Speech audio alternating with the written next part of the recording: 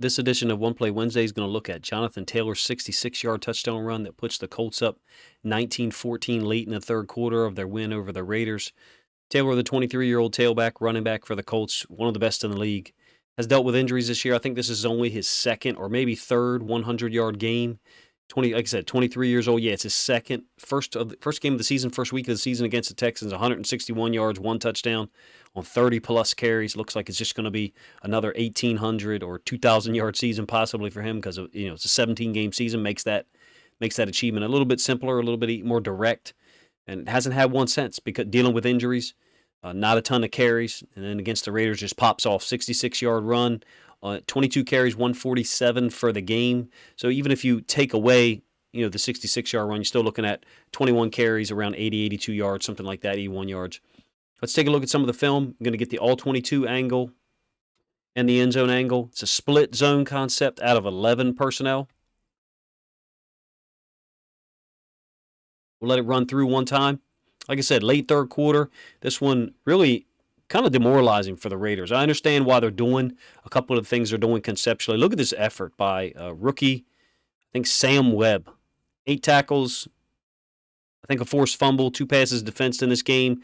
Taylor's gone. He scores, puts him up 19-14, like I said, late third quarter. And Colts end up winning, answering a great pass from Derek Carr to Devonta Adams, answering in a 5-play drive. We all heard about the run down the right sideline by Matt Ryan. But let's take a look at what the Raiders are doing. You will see the end zone angle in a moment. It's a split zone concept, so let's establish a couple of things. You got the H-back coming across and cutting the D end, in this case, Max Crosby. So this is the H-back here. Initial flow by the running back is to this side. So they're going to crack. They being the Colts, they're going to crack on the safety with the X. Or I guess it's the Z. It's on the same side as the tight end, so we got to call him the Z. So what they're doing is leaving the corner unblocked. Corner's pressing because he thinks that the ball could potentially bounce. And once it cuts back, it ends up looking like there's only one level to this defense. You want defense to be 3 levels, right? Your front guys, your second level, and then your third level. Because they're playing with a free safety and they've kind of walked these guys up, even though the corner Webb steps back initially and then on the play comes forward, it ends up looking like a one-level defense because once he gets through the first level, it is over. Let's pull it back one more time, show you something I think the Raiders are trying to do, and then a fantastic job by the Colts center. On this zone look where you've got everyone working away like this, what they're trying to do, the Raiders, is they're trying to run the inside linebacker inside of this right tackle when he moves this way, the right tackle moves that way. Simultaneous to that, they're trying to force the cutback. And they're basically exchanging the Mike linebacker and this guy, the Will. They're basically crossing them in terms of their angle of approach.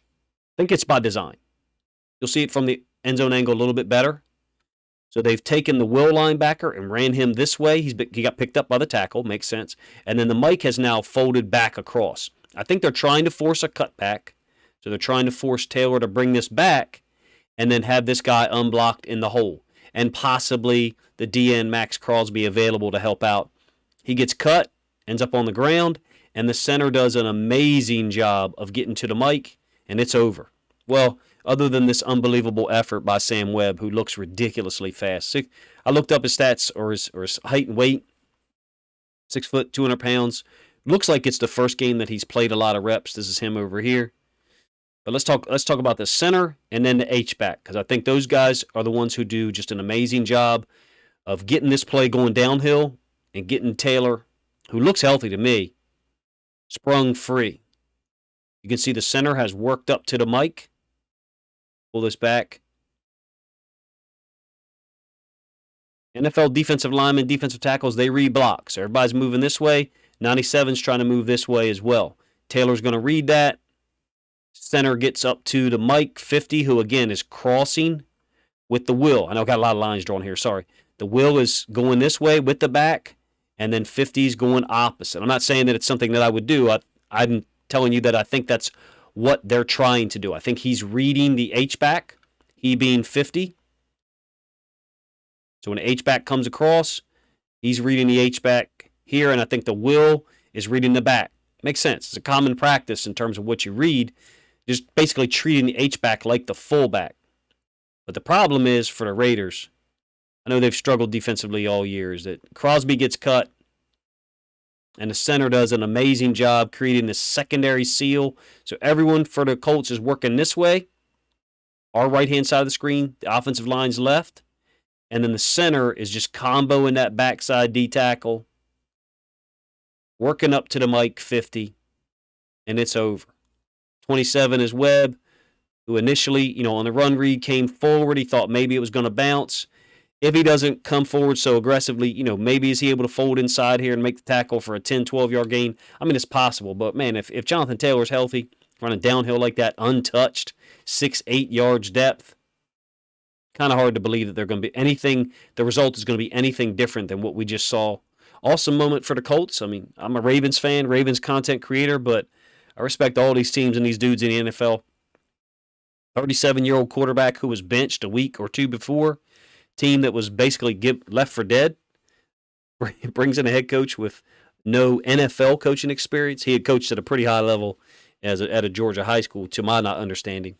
And they get a win in their first game on the road against the Raiders, who are struggling, just like the Colts were a week ago.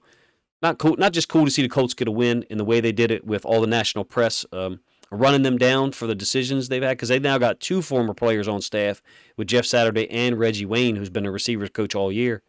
But Jonathan Taylor's returned as well. Makes them a dangerous team to deal with. I don't care who the coach is. Let me know what you guys think of my breakdown of this play. If you think I've missed any of the elements. Great formation out of 11 personnel. Didn't even talk about the twins to the right of the offense, the bottom side of our screen from the All-22 view. Basically taking another defender out of the box. And then the execution of the H-back, the right tackle, the center, and then Jonathan Taylor's vision, ability to hit it downhill, and at least get away from Sam Webb. If there was another 10 yards to deal with, maybe he doesn't escape him. Let me know if you think I missed any elements or if you appreciate this breakdown in my 3rd edition of One Play Wednesday for Week 10.